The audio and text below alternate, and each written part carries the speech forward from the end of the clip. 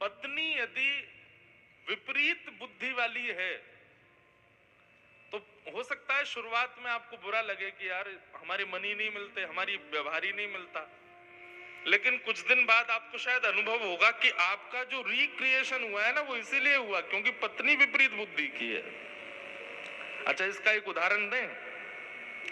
गोस्वामी तुलसीदास जी महाराज जिन्होंने मानस की रचना की, वो पहले ब्याह नहीं कर रहे थे, लेकिन उन कथा इतनी अच्छी करते थे कि एक ब्राह्मण उनसे कथा में रीझ गया और पीछे पड़ गया, मेरी बेटी से ब्याह करो, मेरी बेटी से ब्याह करो। गोस्वामी जी बोले, भैया हमको ब्याह के चक्कर में नहीं पड़ना, हमको कथा वथा में ही रहने दो बस, ठीक है। इतने में ही महाराज देवादिदेव महादेव प्रकट हो गए और प्रकट होकर के गोस्वामी जी को कहा कि तुमको उस ब्राह्मण की बेटी से ब्याह करना है, उसी से तुम्हारा मंगल होगा। गोस्वामी जी बोले, जब महादेव कह रहे हैं तो इसका मतलब है निश्चित मेरा मंगल ही होगा। गोस्वामी जी ने जैसे ही ब्याह किया, ब्याह के बाद गोस्वामी जी की बुद्धि बदल गई। कैसी हो गई? राम जी की जगह पत्नी में ही आसक्त हो गए। अब तो 24 घंटा उसी को निहारना, उसी को देखना। कथा कहीं होती तो बस यूं रहता, कब पूरी हो मैं जाऊं और अपनी पत्नी से मिलूं। इतना प्रेम अपनी पत्नी से करते। लेकिन बंधुओं, शास्त्र आज्ञा करता है अति सर्वत्र वर्जयेत, अति हर चीज की बुरी होती है। पहले तो अच्छा लगता था गोस्वामी जी की पत्नी को, बाद में उसको चिढ़ होने लगी। बोले 24 घंटा मुझे ही देखते रहते हैं, इनको बस मैं ही चाहिए। एक दिन छोड़ छाड़ के मायके चली गई। रात्रि में सोए थे गोस्वामी जी, उठ करके देखा तो देखा पत्नी है नहीं। व्याकुल हो गए, विरह कातर हो गए, रोने लगे, कहां चली गई। ढूंढते ढूंढते ढूंढते समझ गए जरूर मायके गई होगी अपने। यह भी विचार नहीं किया कि सामने यमुना नदी इतनी गहरी है, इसको पार कैसे करूंगा। कूद गए उसमें, क्योंकि पल्ली पारी ससुराल थे। शव बहता हुआ आया, यह भी विचार नहीं किया कि मरा हुआ शव है, इसका सम्मान करूं, उसी को नाव बना के बह गए। जैसे तैसे गिरते पड़ते अपने ससुराल पहुंचे। पत्नी से जाके बोले, तुम मुझे छोड़ के क्यों आ गई। गोस्वामी जी की दीन अवस्था देख करके पत्नी को दया नहीं आई, क्रोध आया। बोले, आप प्रेम करते हो मुझसे? बहुत प्रेम करता हूं। अरे मुझसे प्रेम नहीं करते हो, इस हाड मांस के पुतले से प्रेम करते हो आप। कल को मेरे प्राण निकल गए तो क्या होगा? बोले, मेरे भी निकल जाएंगे। बोले, ऐसा प्रेम यदि राम जी से किया होता ना तो आज राम जी मिल गए होते तुमको।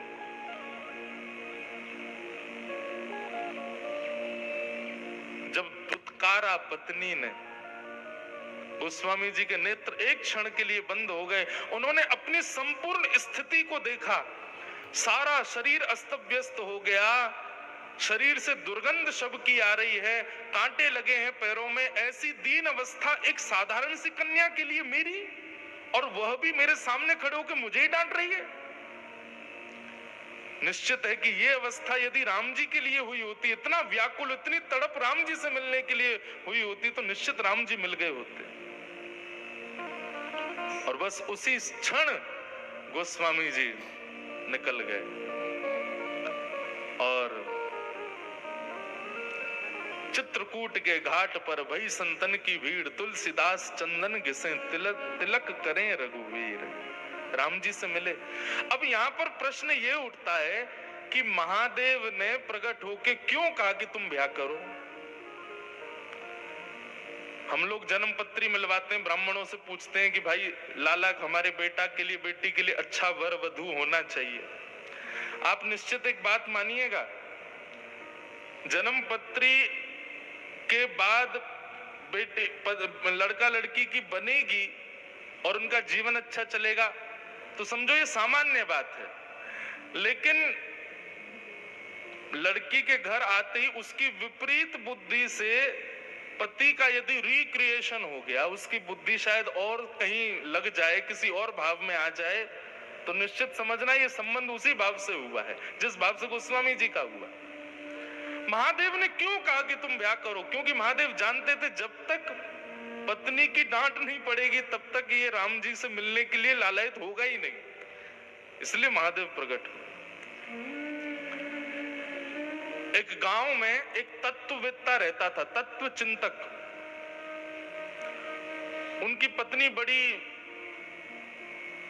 खतरनाक थी, मारती थी उनको, गांव के सामने पीट देती थी कभी कभी तो, लेकिन वो तत्ववेत्ता थे, सब उनका सम्मान करते थे। एक गांव का बालक, उसका पूरा परिवार उसके पीछे पड़ा था, ब्याह कर लो, ब्याह कर लो, ब्याह कर लो। तो उसने बहुत मना किया। अंत में जाके उसने कहा कि ऐसा क्या बहाना लगाऊं कि मेरा ब्याह ही ना हो। तो उसने कह दिया, यदि वो तत्ववेत्ता बोल देंगे कि ब्याह कर लो तो मैं कर लूंगा, क्योंकि उसको लगा वो कभी नहीं बोल सकते। उनकी पत्नी इतनी खतरनाक है, वो सबको यही राय देंगे कि भाई तुम भी ब्याह मत करो। गांव के सब लोग गए तत्ववेत्ता के पास, जाके बोले हमारा बेटा ब्याह नहीं कर रहा, कह रहा आप कहोगे तो करूंगा। बेटे ने कहा, कहिए भगवान मुझे ब्याह करना चाहिए कि नहीं? बोले बिल्कुल कर लो, अभी कर लो, इसी वक्त कर लो। बालक बोला, आप कैसे कह सकते हो? आप तो खुद दूध के जले हो, छाछ फूंक फूंक के पीनी चाहिए और दूसरों को भी बोलना चाहिए ऐसा ही कि फूंक फूंक के पियो, जल ना जाओ, लेकिन आप तो मुझे खुद जलाने के लिए ही आज्ञा दे रहे हो। आप कह रहे हो ब्याह कर लूं। अरे नहीं, आप जैसी पत्नी मेरी आ गई तो तत्ववेत्ता बोले, देखो तुम्हारे मन के अनुरूप पत्नी आ गई तो बढ़िया, खुशी खुशी जीना, और यदि विपरीत बुद्धि वाली पत्नी आ गई तो एक की जगह दो तत्ववेत्ता हो जाएंगे एक ही गांव में, तुम भी तत्व चिंतक बन जाओगे। मैं तत्व चिंतक बना हूं किस लिए? क्योंकि मेरी पत्नी विपरीत है। एक बार कनाडा में कथा कर रहा था मैं, तो वहां एक माता जी आई। माता जी तो नहीं थी, थोड़ी युवाई थी, लेकिन ब्याह नया ही हुआ था उनका। बोली, महाराज जी मैंने इतने सोमवार व्रत किए, मैंने शंकर जी को इतना दूध चढ़ाया, इतना ये किया, ब्राह्मणों ने जो बताया मैंने सब किया, मेरे पति बिल्कुल विपरीत मिले मुझे। मैंने कहा माँ, मैंने उनको भी यही कथा सुनाई। मैंने कहा देखो, पति यदि मन के अनुकूल मिल गया होता तो पूरा मन पति में ही लग जाता। पति मन के अनुकूल नहीं है, इसलिए आप कथा में बैठी हो आज। अनुकूल मिल जाएगा तो पूरा मन उसी को दे दोगे।